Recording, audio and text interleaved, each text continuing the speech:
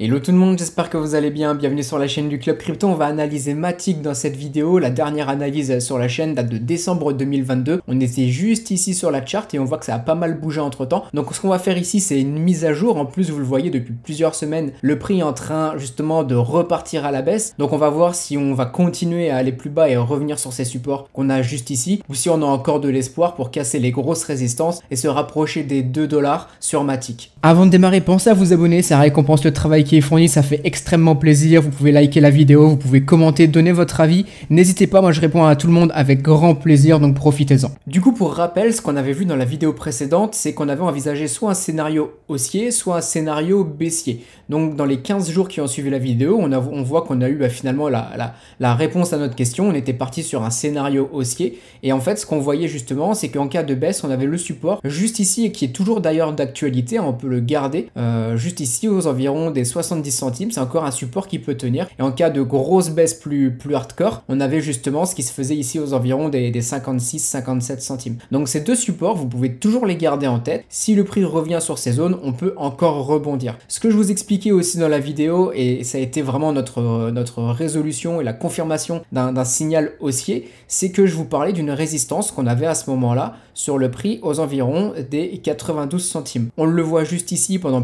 3 semaines, on a clôturé ici. On le voit pareil ici, on a clôturé, donc on avait vraiment cette zone juste ici qui tenait comme résistance. Grosse cassure, donc ça a été plutôt positif. Et ce qu'on voit ici, c'est que la mèche s'en est rapprochée, on a plutôt bien tenu, et que là, depuis 2 semaines, on est en weekly, donc une bougie égale une semaine. Je vais vous agrandir un petit peu la chart si jamais vous êtes sur un petit écran. On le voit ici, on s'en rapproche, et pour le moment, on tient plutôt bien. Je vais même affiner un petit peu le support sur le haut de ces mèches juste ici. Et on voit qu'on tombe pile poil dessus. Donc ce qui était à la fois notre gros support juste ici, parce qu'on voit que le prix ne descendait pas en dessous pendant plusieurs mois. On pourrait avoir la même chose ici du coup aux environs des 94-90 centimes. On pourrait finalement avoir un prix qui tient ici. Donc ce qui serait positif finalement. On break à la hausse, on s'arrête plus haut, on pourrait potentiellement ensuite breaker à la hausse, s'arrêter plus haut et finalement aller chercher proche des 2 $ par exemple sur Matic sur l'année 2023 ou plus tard éventuellement. Maintenant, attention, mise en garde, tout n'est pas gagné.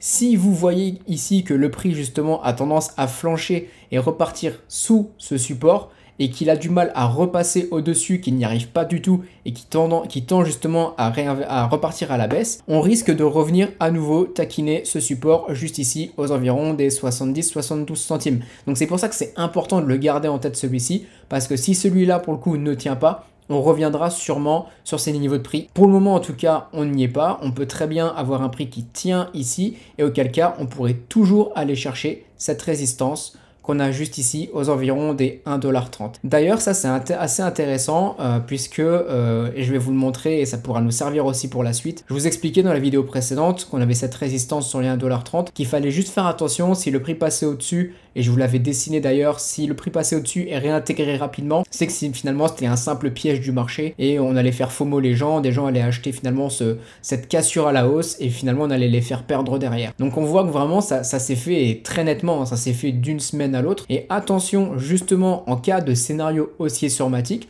on peut avoir exactement le même schéma ici. On peut très bien repartir ici, casser ici et réintégrer à nouveau. Donc c'est pour ça que vous devez, en cas de scénario haussier, ce que vous devez absolument avoir, c'est une cassure de résistance qui ensuite se transforme en support en ayant un prix qui ne repasse pas en dessous. C'est absolument ce que vous voulez voir. Maintenant, si vous pensez que c'est un petit peu trop et que vous voulez la jouer beaucoup plus prudent sur Matic, vous pouvez partir du principe qu'on pourrait avoir justement une résistance sur les 1,18 $, juste ici sur ces bougies, parce que vous le voyez, et je vais vous le redessiner, on a clôture ici, et là à nouveau pareil, vous voyez cette petite consolidation, donc on a une résistance qui s'est marquée juste ici. Donc là vous avez à la fois les supports qui doivent tenir, les résistances aussi à aller chercher sur Matic si vous êtes plutôt bullish. Maintenant, pour répondre à une question un peu plus globale, c'est est-ce que les prix qu'on a actuellement sur Matic sont des bons prix pour de l'achat, tout simplement, si on vise plutôt des investissements long terme sur Matic. Simplement, ce qu'on peut faire dans ce cas-là pour répondre à cette question,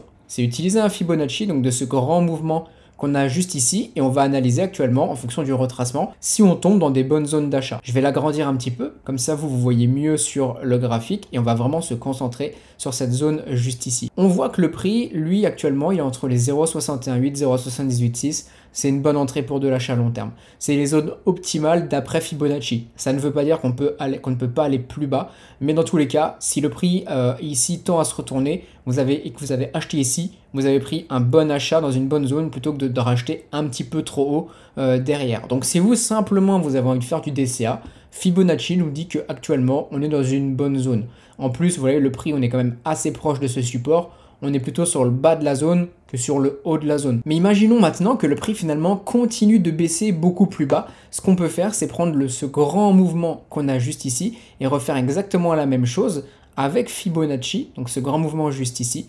Je l'allonge et hop, et je vais mettre ça bien juste ici et voir actuellement que si le prix ne tient pas sur les zones actuelles où on voyait qu'on était quand même dans une bonne entrée, imaginons vous dites, moi en cas de gros crash par exemple, de gros scénarios baissiers, je veux encore des zones optimales plus bas, où est-ce qu'elles sont? On voit que ça sera cette zone juste ici, donc toujours entre 0,618, 0,786 et c'est tout ce qui se fait sur le bas de ce range entre 80 centimes et 70 centimes et vraiment, et là ça coïncide bien avec le support que je vous avais dessiné, cette zone ici des 60 centimes, très bon prix aussi pour de l'achat sur du Matic si jamais on revient beaucoup plus bas. Donc là on a vu tous les scénarios qui sont plutôt baissiers, mais évidemment pour de la prise de profit, je vous en avais déjà parlé d'ailleurs dans la vidéo précédente, mais simplement on peut faire l'effet inverse. Je trace un Fibo sur ce grand mouvement qu'on a juste ici. On voit qu'on a des résistances, donc celle-ci. À chaque fois que vous avez une grosse résistance, vous pouvez prendre des profits partiels, ne serait-ce que 20%, 30%, etc. Si ensuite ça rebaisse, vous pourrez racheter, il n'y a pas de souci.